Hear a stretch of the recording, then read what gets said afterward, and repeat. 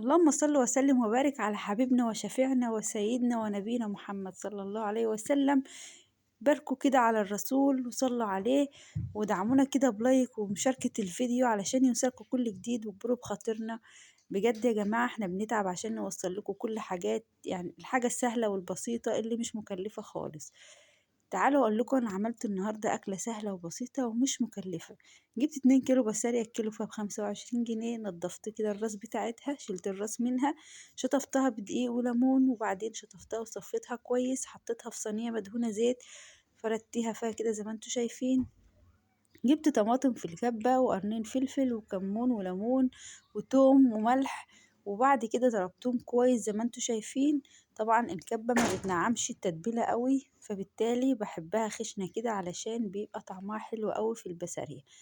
جبت شوية زيت حطيتهم برضو على نفس التتبيلة، وحطيتهم بقى وزعتهم كده فوق البسارية زي ما انتوا شايفين. وهبتدي كده ان انا اوزعها بين البسارية وبعضها، علشان البسارية ما تبقاش معجنة معانا او طريقة، يعني عايزاها ناشفة كده في الفرن، تطلعها كده الواحدة بوحدتها وبتبقى ناشفة وطعمها حلو جدا وبتبقى حرشة قوي.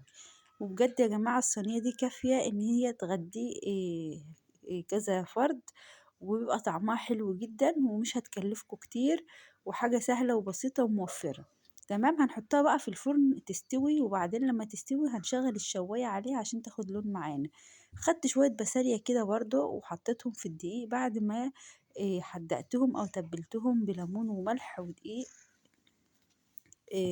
ليمون وملح وشطة وكمون، وتبلتهم كويس زي السمك كده، وعفرتهم بالدقيق علشان هقليهم في زيت.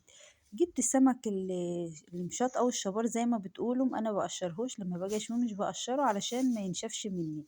هعفره في الردة كده واحطه في صاجة واحطها في الفرن تحت الشواية، وابتدي اقلب فيه لما يحمر. هقلب فيه لحد ما يحمر معانا كله.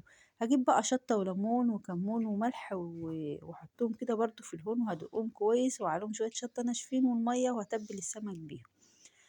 جبت بقى رز مغسول، وهشوحه في معلقتين سمنة ومعلقة زيت كده، واحط عليه مية مغلية وشوية ملح واسيبهم يستووا. شوية زيت سخنين واحط فيهم البسالية اللي انا هقليها زي ما انتوا شايفين، وابتدي اقلب فيها بالراحة كده واحدة واحدة لحد ما تحمر معانا ونصفيها.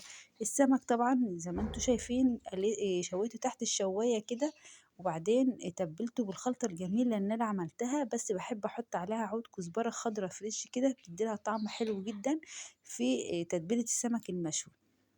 ما تحطوش بقدونس، حطوا الكزبرة بالذات في الأيام دي. الكزبرة طبعا كزبرة الشتا بتبقى حلوة جدا وريحتها حلوة قوي. البسارية بقى طلعت معانا الواحدة بوحدتها كده ومتحمرة في التتبيلة بتاعتها، وطعمها يا جماعة حرشة كده وحلوة قوي. ممكن تاكلها بعيش، ممكن تقدمها مع رز زي ما انت حابة. بجد يا جماعة الوصفة دي حلوة وسهلة وبسيطة ومش مكلفة. يلا دعمونا بقى بلايك حلو منكم بكلمتين تكبر بخاطرنا. شاركوا الفيديو علشان يوصلكوا كل جديد وكل الناس تستفيد وتشوف الفيديو ويتنشر في كل العالم. وطبعا أنا بكبر بيكم، والسلام عليكم.